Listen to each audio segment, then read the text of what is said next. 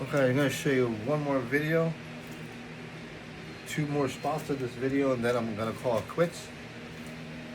Two things. I lowered the lift because one of the pads, you got to keep inspecting the legs, and it looked like it was sliding off the leaf spring a little bit. I just lowered it.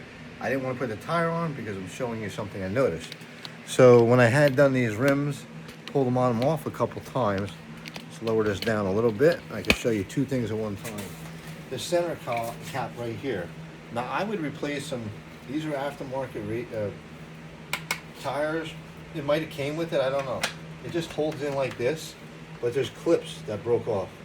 So honestly, what I do, all I did was take a little bit of the right stuff I use. It's a silicone base, and you put a little on the cap where the tab was. Don't go too crazy, because it's just gonna ooze out on you. So you put a little on the cap right there. Put the cap back on. Let it set. That's it. You're done. And of course, when I'm done with any kind of like silicone, caulking, anything, I simply knock over everything first. And then all I do is take electrical tape, painter's tape, scotch tape, whatever you got lying around, and I just cap the top. That's it. I just put a little piece over the top so you don't get air back in there, and then you can use it again next time without a problem. That makes it a lot easier. That little bit of that will make this tube go forever. So we'll put the tube away later, and obviously, old school trick, you take your tape, you fold it over, so you got a nice clean spot next time you want to use it. These are little tricks that are going to make life a lot easier. So I can put the tires back on. Last thing I wanted to show you. I promise you, that's it, no more. Hold on, let me, yeah. I put the tire on. I gotta put the tire on and move that leg over. We're gonna do that later. It's gonna be hard to show you this, but what I'm gonna do is I'm gonna take if I take that off, it usually hangs up. So I found a spot on the frame that's bad on this Jeep. Now, I'm gonna remove the camera. Hopefully I won't lose you. So every time it always hits the camera button. Let's not lose you. Let's see what we got this. Let's see if we get this to work. Okay, I didn't lose you. Okay, and the frame here, I got a light. Okay. So on the frame here, if you look underneath, you can look up. Yeah, you can see it. See that frame is rotted right that spot. There's one spot there, and there's one little spot there in front. There. In front of that bumper. Actually, it's not, no, that's in front of this drag link or track link. And then this one's in front on the bumper itself. So this bumper, that thing is solid, man. For rot, it's solid. I'm not even gonna take the bumper out. The bumper's fine. I'm gonna put a plate in here, and then I'm just gonna tack it, clean this up, tack it, paint it, put another plate in there, tack it. That's it. So everybody's like, oh my gosh, it's got frame damage. Really? This is solid box frame. Solid box. These are the strongest frames ever. When they're rotted, they're still stronger than a regular C-channel frame. Or, you're a regular vehicle going down the road, you even got a frame. Things glued together. I'd rather drive this. At least when you hit something, you're going to keep on going through it. Bent frame on these? Yeah, good luck. You got to really total these suckers out. So you got a box frame. That's why they run so stiff. There is no flexing. It's solid, man. So you put one little plate there, one little plate there. You're talking like 2-3 hour job, maybe 2 hours, A good welder, 15 minutes.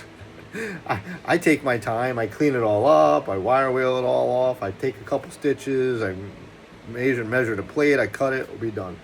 And that's it. That's it. So you got one little plate I'm going to be doing soon. We're greased up. We're ready to roll. And then we're going to wire wheel the rest of this off and then shoot some paint. We're going to paint everything. Even if you paint the rotor itself, what you're going to do is you're going to hit the brakes once and all that paint's just going to wipe right off.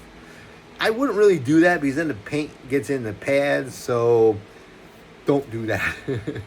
You could if you want, but don't do that. You know, I might just put some tape around the rotor. What I would really do if it was my own vehicle and I was driving for, I would wait. I'd wait till they wear out and then just put pad and rotor on and be done. That's it. That's it. Nothing else.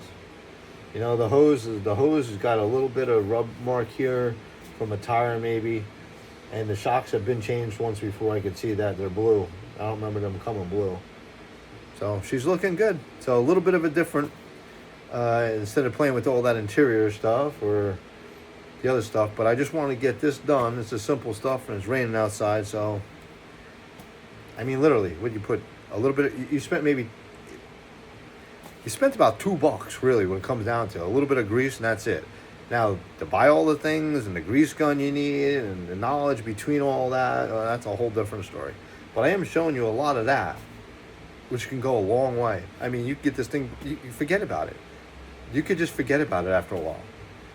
Even the frame, once you put that little piece of frame in, just inspect your frame once in a while. I mean, that was fine when I first started driving it.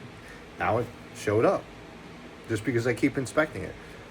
What I always did, and this is very important, people don't do it. There's not a lot you do on the cars now. You change the oil, you'll be done. There's not, you don't grease them, that's done. There's no axle fluids, really. One day there's not going to be no fluid. A lot of cars don't even have power steering fluid anymore. They're electric, so there's nothing. So they're getting away with all the fluids because it's contaminant, it's dangerous and all that, which is good for us mechanics or owners. I'm both. So if I screw up, it's both. It's on me. So that's it for today. We did a lot, and we greased it, and now we're going to just wire wheel more and more. Spending another hour or two wire wheeling it, prep it. I've already pressure washed it, but pressure washing doesn't get all this off. If you pressure wash it with the wheels off in a garage, that'd be great. That'd be a hell of a mess, though, but that'd be great. You can't do it. Usually you do it outside. That'd be smart. You do it outside, take the tires off. Maybe that'll show you one day. That would be good. That'd be a great way to degrease everything, really get it clean. That's a great idea. I have a pressure washer. Maybe the next video. Keep watching, everybody. Bye.